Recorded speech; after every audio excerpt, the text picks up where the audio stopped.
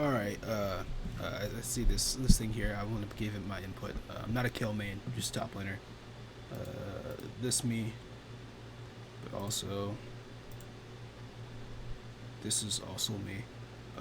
Yeah. Uh, Common strengths: lethal tempo. Her level one's really strong, and she does have it. But like, there's a lot of characters that can be her level one, like Jax, especially if he has lethal tempo. Same for Trundle or Warwick or something like that, or like Darius. But like against some champions, it can be pretty strong. But like, it's Kayle. She's eventually gonna skill anyway. But her poke would probably be, in my opinion, her best. Her all-in threat isn't that great compared to like something like a level two Jax, level two Darius, level two Trundle, level two Warwick, level two. I wouldn't say Riven because she's like a level three kills with the Riven. But yeah, it's most likely her poke. Her sustain her on her W isn't too great. Her sustain would be the best if she had like Dorn Shield, second win with Fleet Footwork. Against ranged champions, I think it would be D Shield, second win Fleet Footwork. You're just farming up with you're farming up with E, and we hit level 6, your range autos, and your W and your Q. I don't know. I would just say Fleet because I don't really know Kayle very much. Normally, when you're playing Kayle and you're looking to poke people, it's whenever the wave is like somewhere in the middle. Um, let's say you're farming in the middle of the wave. I'm just gonna pull up a random screen grab for one of my games recently. Like, let's say the wave is like right here. Now let's say you're the Kayle. The Singe walks up to here.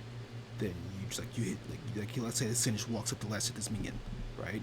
You pop Singe with an E, or like say like max range, you pop him with E or something like that. Like when you're like towards an advantageous spot where the wave is pushing to your opponent, um, and they're just trying to farm the minions. Like I don't have an example for this because Swiss not really pushing this game.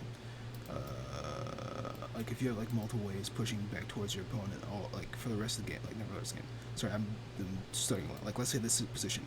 If you are Kayle and this is enemy laner, they're last hitting here. That's when you like poke them with your E or with your Q, and then you kind of back off and just kind of shut them out of range while you last hit the minions.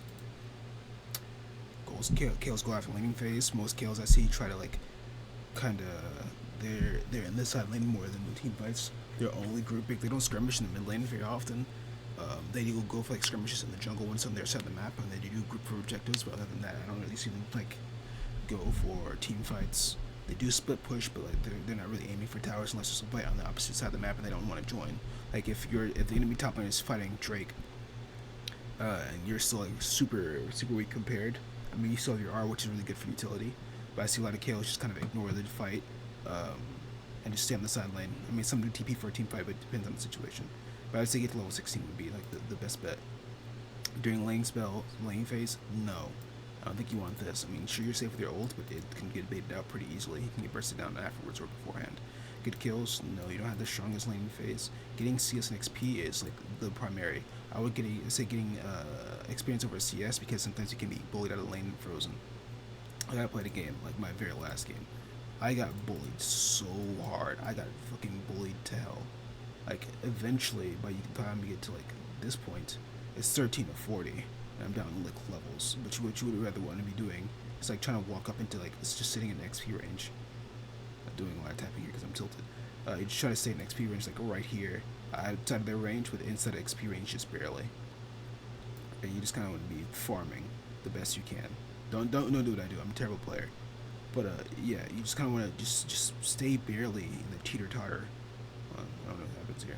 You just want to stay in the teeter totter. You never want to get close. You just kind of want to sit back and do like kind of not nothing, but you're just kind of throw like if the wave's pushing back to them, you try to poke them out so they can't like freeze the wave.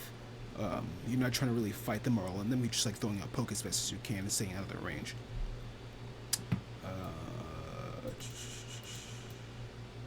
Level 1, you're fighting a who's going to walk in the bush before the minions arrive. Do you want to take this all in, assuming it's a Garen with bone blading? How do you fight him? You would have to have lethal tempo to win that.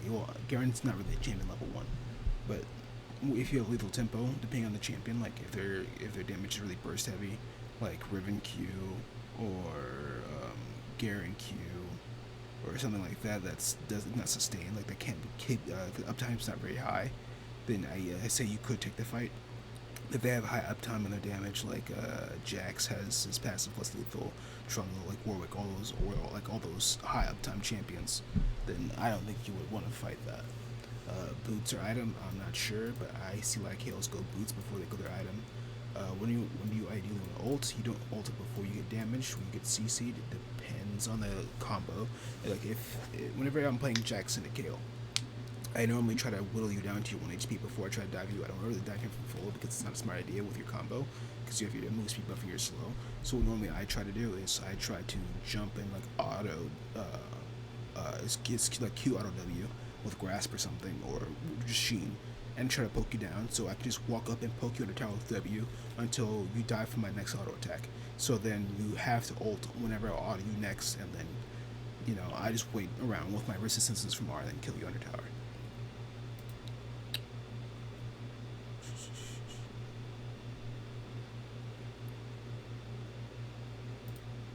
Wait till he's like right till he gets up right like you like hit your E like have your E prepared like you hit E and then you E him when he gets like into the bush like right in front of the bush not into the bush. When you auto him you want to start autoing him before he gets in before he can see you so that we have the advantage because you don't have like because you're melee level 1 you can't really Q him and then auto like kite wise but if you have lethal tempo then yeah you should win level 1.